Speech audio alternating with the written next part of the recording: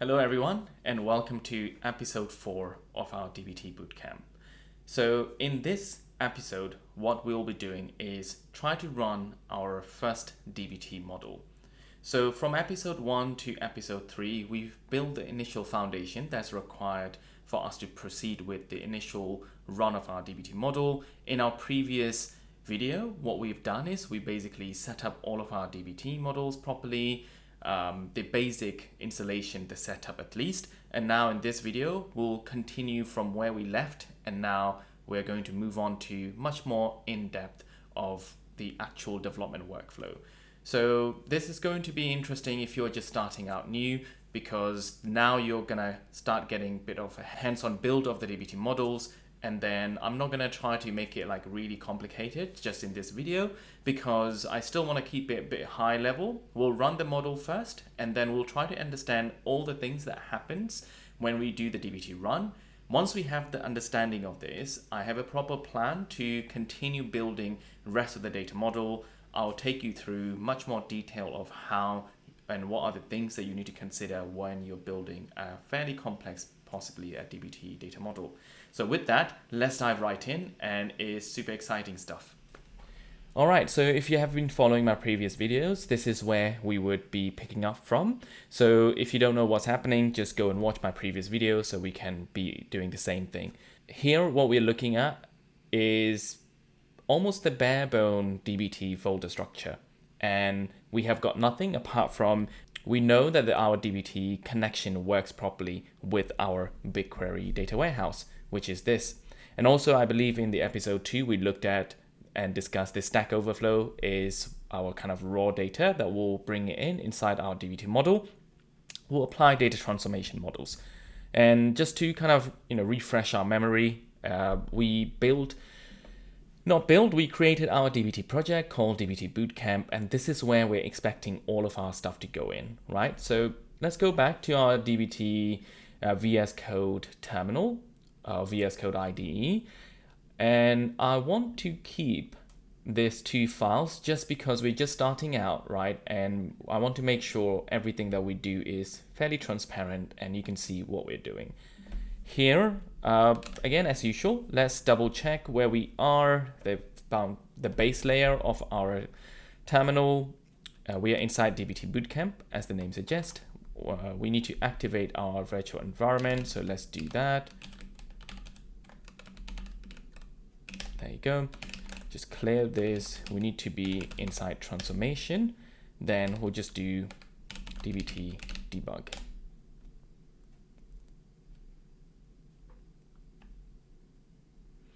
It'll take a few seconds.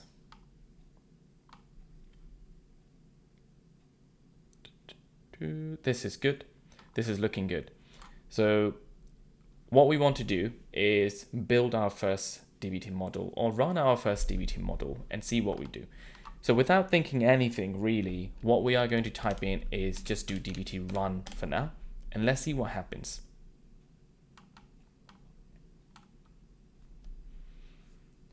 So now you start seeing here in the terminal, some outputs is saying what are we using, the version of the DBT.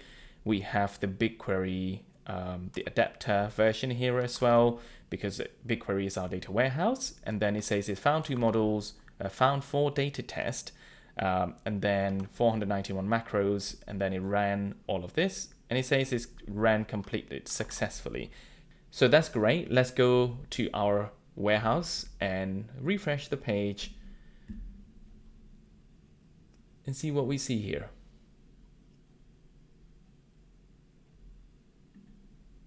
Great.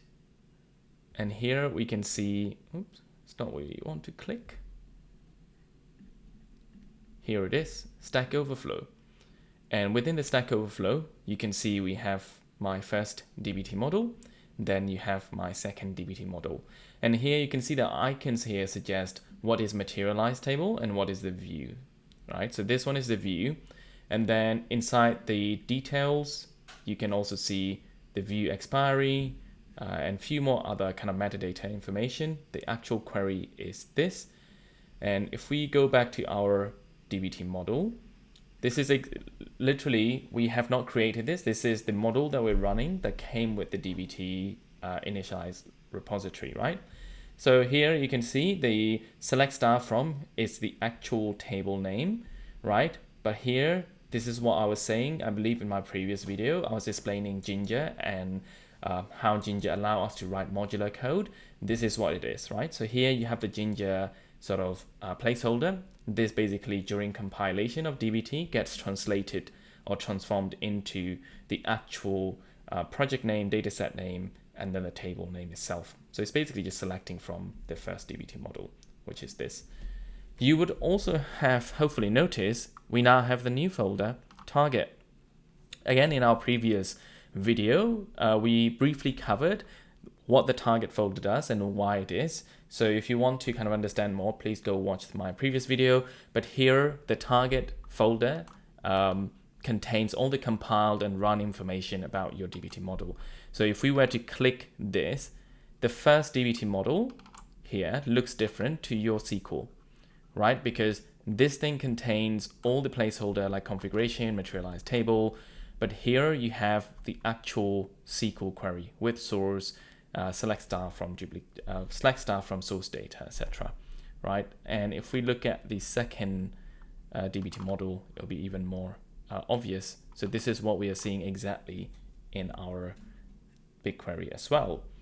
So that's great. I hope this helps you kind of connect the dots on what the compiled SQL file does and what our actual SQL model does, right?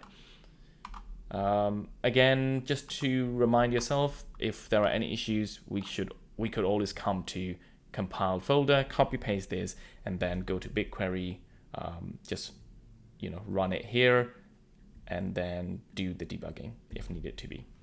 So that's great. So with that, now let's have a look at the next step. First, what we want to understand is if we go to our BigQuery, you can see the dataset name itself is created as Stack Overflow, right? And that's basically is because we've defined this as a Stack Overflow inside our profiles, right? We're specifically calling out the dataset as a Stack Overflow.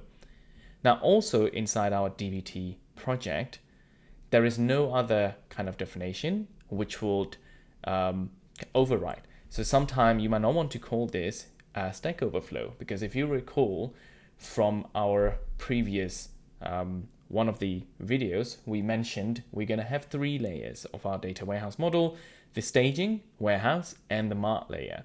So if we were to go and do those data modeling approaches, what we will have to do is we'll have to update our DBT model configuration here. Okay, so at this point, you might be wondering, is DBT run is the only command that we can run, or where do I even go and find these commands, right? So I think it's a good time to look into that. So how do I know which commands to run?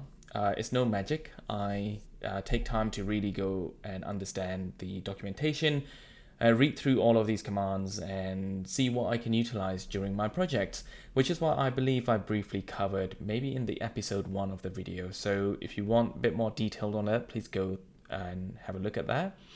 But for now, where you can find all these commands is here in the DBT reference command link here, as you can see. And in the list of commands section, you would have all the list, you would have all the commands that is relevant and usable within the DBT project. Now, I'm not going to be able to take you through all of these commands because there's so much happening here. However, I have spent quite a reasonable amount of time going through most of these in detail in my DBT Masterclass, so you can check it out there if you wish to do so. But for now, we'll just focus on some of the important ones that we think we would need for our DBT Bootcamp. So let's have a look. And if I just quickly look at this here, we got the build here, run command, right? So this is what we just used here, called dbt run. And if you look at this page, it explains what dbt run does. Again, please take your time to go through and understand this, because there are some important bits such as full refresh and incremental macros. I will be explaining this in a bit more detail as we continue building our DBT models.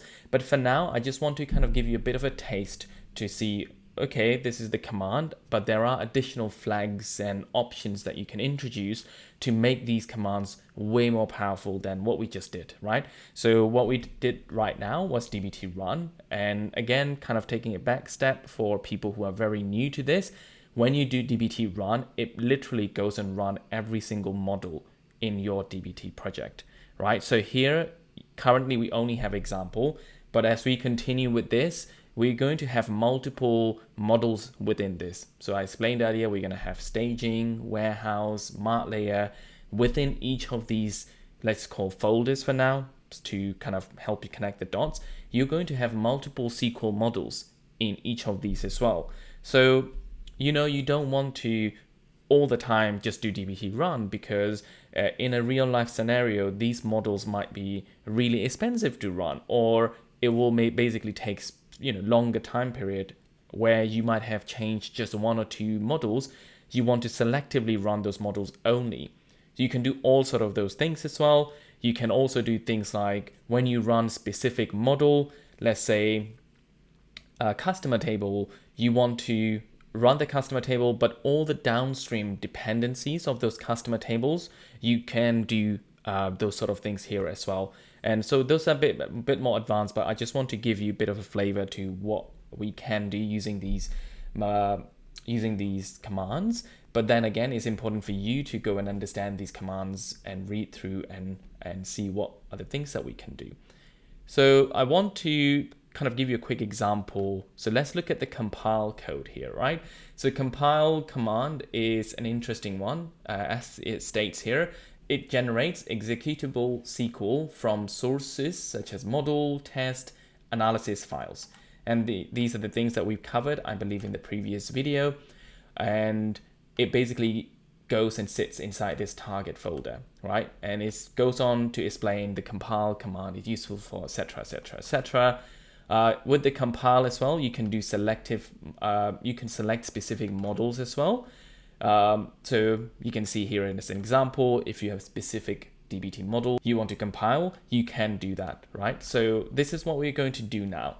And I'll help you understand connected dots as well on what we explained in our previous video, where I specifically touched on the target folder as well, right? So here in the target folder, we currently have compiled, transformation, models, and then examples. What I'm going to do is delete this example folder, and the content inside them would be gone as well. So if you remember previously, so the target folder still exists, by the way. What we have done is we've deleted those two compiled model. So previously, what we did was we just did dbt run. When we did dbt run, it also went ahead and created these two models, correct? The first DBT model, second DBT model. I'm actually going to delete this as well, just so that it is super clear for you. I'll delete this view as well, and gone, right? So now we don't have anything. I'm going to leave the data set because it's easier. Now, instead of doing dbt run, what I want to do is type in dbt compile, and let's give a few seconds. Is running the model, well, it's compiling the model, it's not running the model. And then immediately you can see here, previously we deleted the example folder, it's now reappeared as soon as the job was completed. I'm just going to double click on this so I can pin it here. So here you can see the code reappeared. And this is the same code that we also got when we did the dbt run models as well, right? So what I want to do, I'm just giving you a typical scenario of how you might be able to do some of the tests, right? So I would compile first and then see, okay, this is the compiled result, and this is the example model, and I want to basically see if the model is gonna run properly. I can come here, copy paste it, and immediately here, because this is a BigQuery, it will tell you how much bytes it's going to process. This is super important, guys, because you do not want to run your DBT BigQuery models without really understanding how much data it will be processing, right? Because you don't want to get like, charges, unexpected charges on your bank account. So just be careful, make sure you're very much aware of how much data it's going to be processing and how much it's going to charge you. However, the BigQuery pricing model, I believe, is like for 1 terabyte is free per month, and then every additional terabyte is like $5, something like that. Let's have a quick look actually.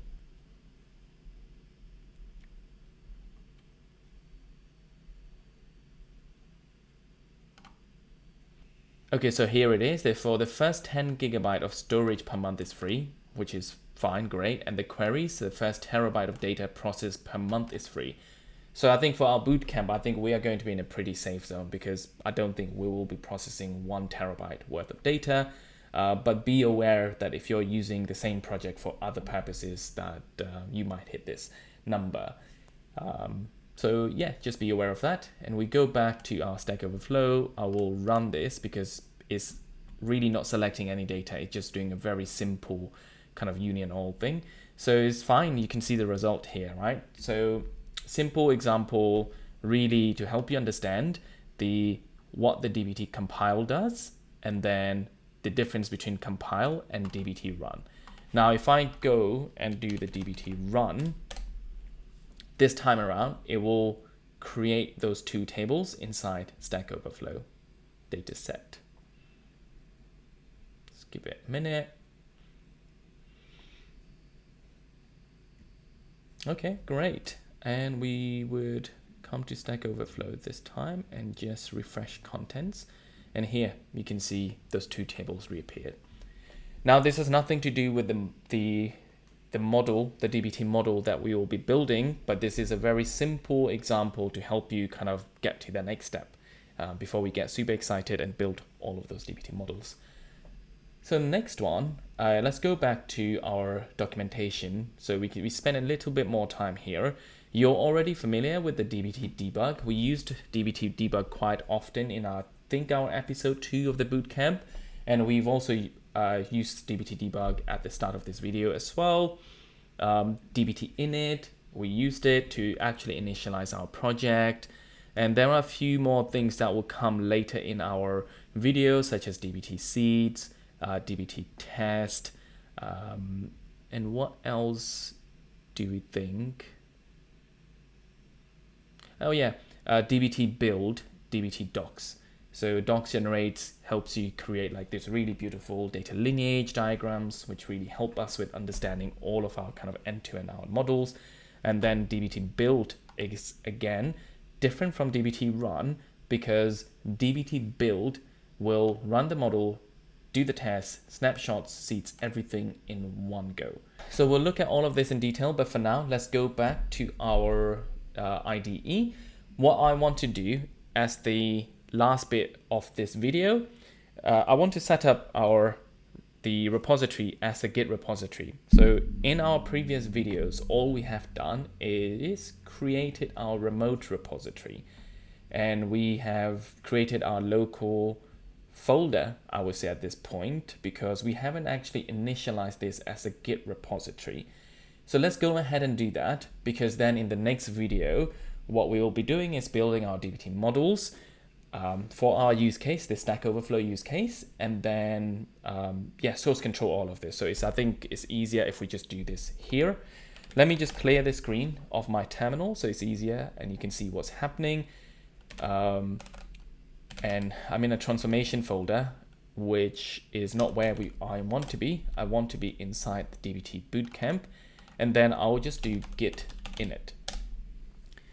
Right, so now you will see what this has happened is the status change here as well. You might have noticed there is a notification from the VS Code IDE, and now it is saying that initialized this as the Git repository. Now what we can do is we can type in this command called git status, and they will start telling us what's happening within our project, right? So within our DBT repository now. And it's saying these are all the untracked files, and then what do you want to do? Nothing is committed yet. So before we do that, let me just very quickly show you what we'll be doing. We'll be making changes to, we'll be committing all of our changes, and then we would push the changes to our Git repository.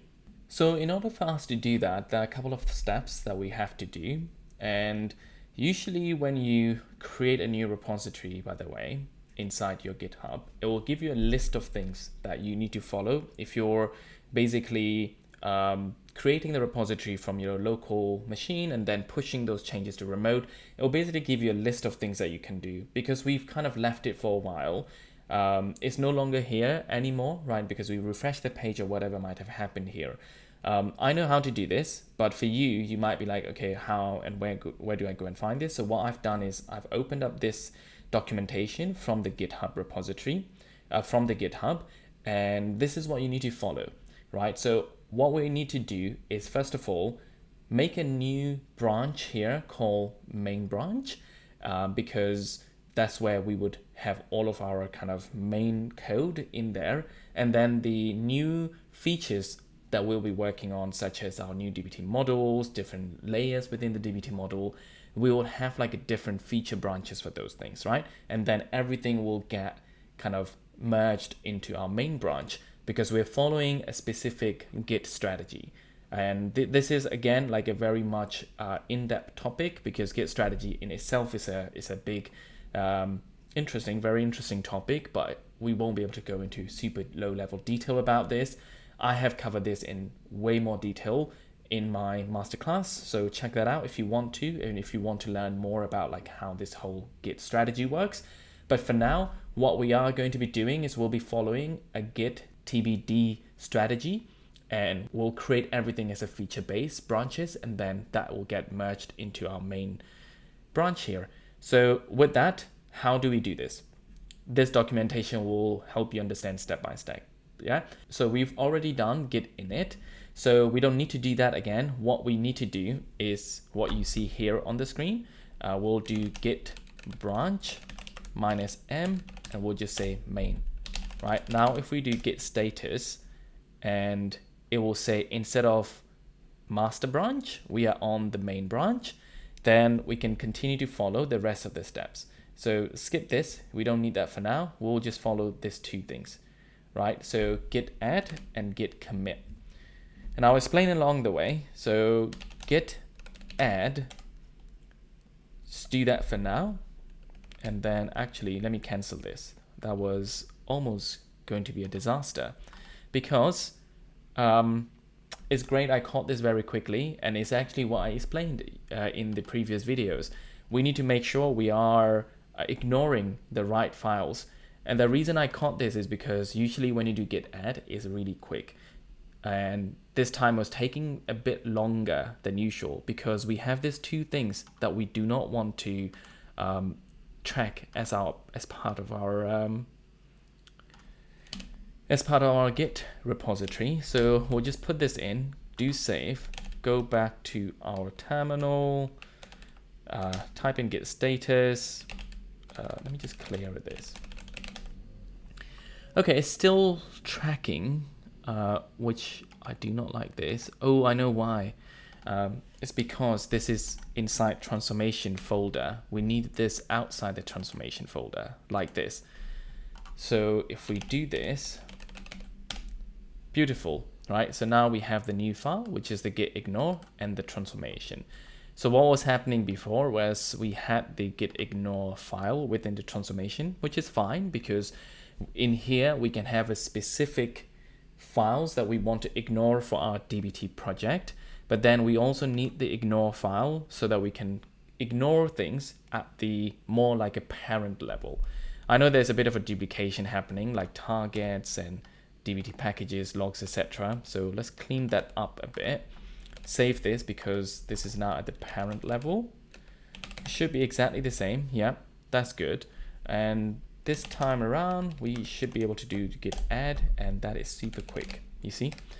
Next, we want to do git commit -m for message, initial commit, and it will tell you what are the files that we've committed so far before we push our changes. Let's just make sure. Git status. Ooh, I can't type. There's nothing in our branch anymore, so that's good. Before we push our code changes to remote repository, which is here, there are a few more steps that we need to follow.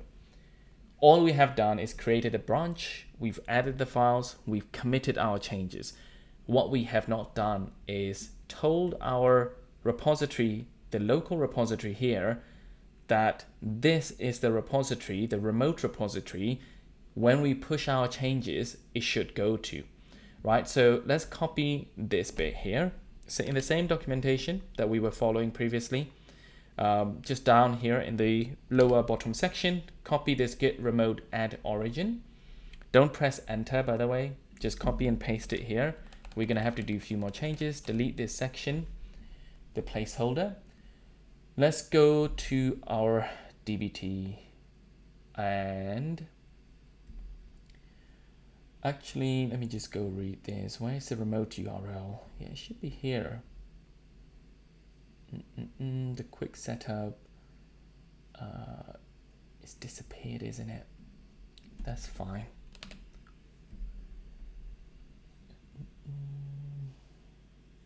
Guys, I know what has happened. It's basically I've been logged out. That's why those messages has disappeared. I just realized I'm no longer signed in, and the repository, I could still see this because it's a public repository, right? So let me actually log back in very quickly, and then I'll grab this remote URL. So let me go in, sign in. Okay, so that's great. You can also see all the details still here. So, well, that's my bad. I did not realize that I wasn't logged in. So anyway, you learn something new, that if you ever lose all these details, you have the documentation that you can follow from here. So that's gonna make our life a bit more easier. All I need to do is just come here, copy this remote URL, go back to our add origin, copy paste and enter. We do git status, and then we can continue to follow this, right? Git push -u origin main.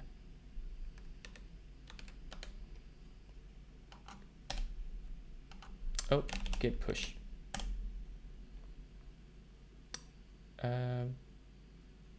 Yeah, don't do that.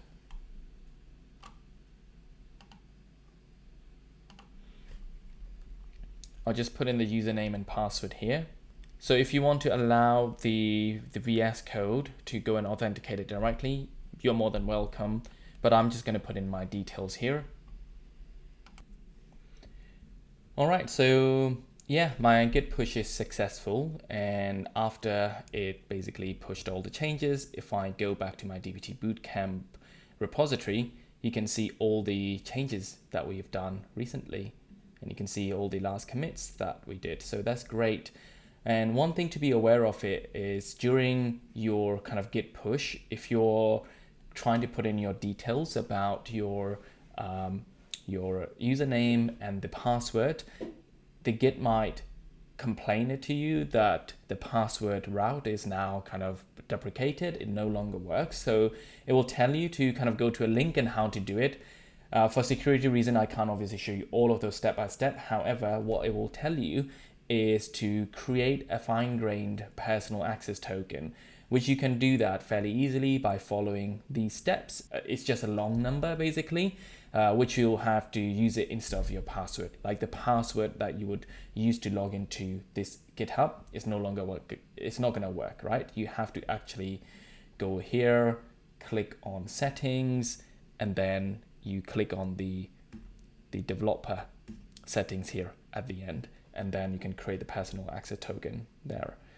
So that is success, I would say. What we've done is we've run our first model. Even though it is very simple, we managed to understand all of our sort of the commands in a bit more detail than just running those commands randomly like dbt run. We looked at dbt compile, we've done dbt debug in the past, and we went through the documentation to kind of help you understand where I'm getting the commands from, how you can understand a bit more detail about these documentations as well. And we have set up our local repository to basically talk to our remote repository, and we have successfully pushed our changes to the remote repository, and we created the main branch as well. So that's great, and I think this is a good time for us to pause in this video because we have covered the basic foundation of how to create a dbt model and how to run it. Now in the next upcoming video, we'll now go and build this specific use case, the dbt model for our Stack Overflow. So thank you very much for watching this video. If you found this video helpful, please help me by subscribing, and as soon as I upload the new videos, you'll get immediate notifications as well. And like the video and leave your comments and thoughts as well. Thank you again, and I will see you in the next video.